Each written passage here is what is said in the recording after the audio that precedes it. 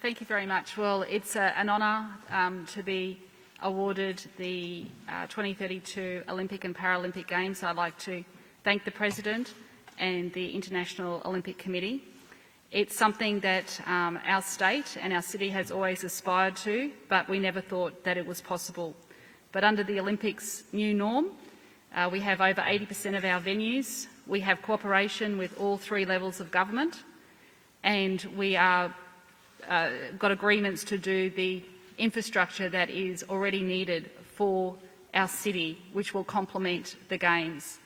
We're a sports loving state, and this will give us, I believe, our golden age in Queensland. So we're very excited. We're over the moon, and we're absolutely honoured. We have great pride in our people, and tonight is a victory for every single Queenslander.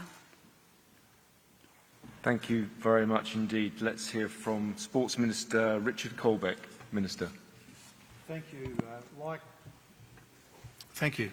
Like the Premier, I would like to acknowledge the vote that was taken tonight by the International Olympic Committee. It is a huge privilege for a nation, a state or a city to be awarded the biggest, the greatest sporting event on the planet. We are hugely excited by the opportunity that's presented to us by Brisbane 32 to host the Games of the 35th Olympiad and the Paralympic Games. They will make a huge difference to our country, and the timing coming on the eve of the Tokyo Olympiad. Those young Australians who might aspire to represent their country now can aspire to do that on home soil, which is a rare privilege, and something that I think James will talk about later on. But it is so exciting for us to have been successful with this bid. Can I also acknowledge the work that's been done at a state and local government level? The submission initially brought to us all by the South East Council of Mayors, who did the initial work, supported by the Commonwealth and the state governments together. Premier said earlier, we're at our best when we work together, and that's certainly the case. But we are very, very excited. We're thankful to the IOC for expressing their confidence in Brisbane, in Queensland and in Australia to host the Olympic and Paralympic Games in 2032, and we look forward to the process now of preparation for the Games. Thank you. Thank you, Minister. Mayor Schrinner, please. I wish you could see the smile on my face right now. You'll have to believe me, it's there. There is no greater moment for a city than to have the opportunity to host the world's biggest sporting event. This is something that Brisbane has aspired to for a significant period of time. We started in the 1980s when we went up for the 1992 Games, where Barcelona was successful. And for a mid-sized city like Brisbane, with big, bold ambitions, today is the proudest moment you can imagine. This is a game changer for the Olympic movement and a game changer for our city, for the surrounding region and for our state. I want to particularly thank and acknowledge two of my predecessors, two former Lord Mayors of Brisbane. Firstly, Sally Ann Atkinson, who led the very first charge back in the 1980s for that 1992 opportunity, but she lit the Olympic flame in Brisbane, and it has been burning ever since.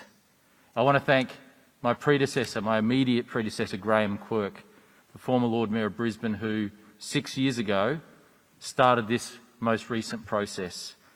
It's been an honour to take on the baton from Graham Quirk and to run this race to its conclusion today, but I know that this is just the first part of a journey that will now go for a decade and beyond.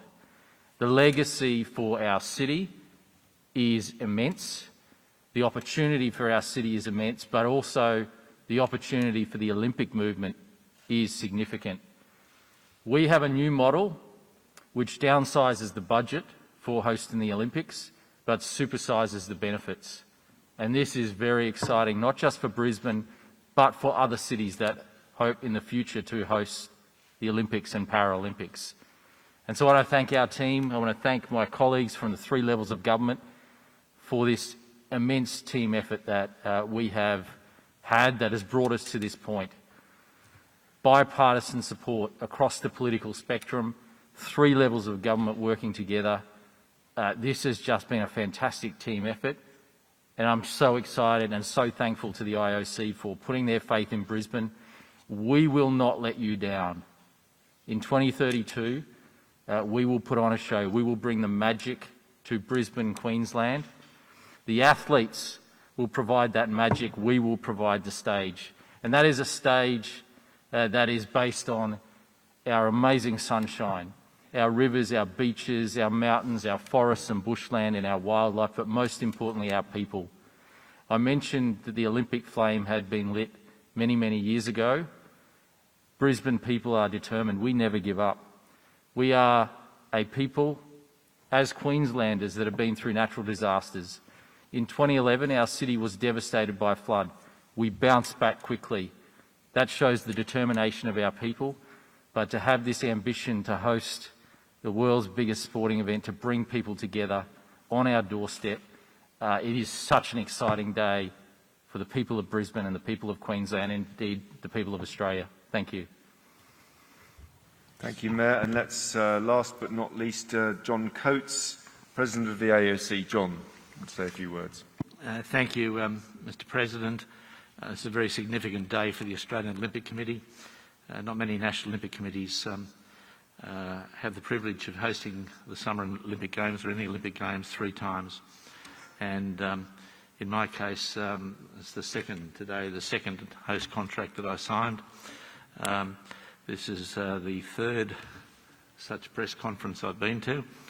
I left my law practice and moved to Brisbane in '85 to be the managing director of that bid. And so it started for me back in 1985 with Sally Ann Atkinson, and I thought there was further work to be done. That bid laid the foundation for Melbourne and Sydney's bid, and ultimately the success in Sydney, but Brisbane has matured amazingly since then, and Brisbane now, under the rules where you can encompass the Sunshine Coast and Gold Coast, this is a very, very well thought out master plan, and Brisbane will do a great job. So far as what it means to the athletes, 6 times Olympian and 3 times gold medalist James Tomkins. Thank you, John. Yes, I had tears in my eyes with pride with the presentation, but I had tears in my eyes with the thought of the young athletes that have their opportunity to strive and represent their country on a home Olympics. I had the fortunate privilege to do that in Sydney, and I can only imagine what the athletes here in Tokyo must be thinking, and those younger athletes back home with that opportunity. So incredibly proud, incredibly excited what it's going to do for the youth of Australia and in fact the youth of the world to come to such a beautiful part of the world, South East Queensland, to come and compete and to do their best. Absolutely over the moon.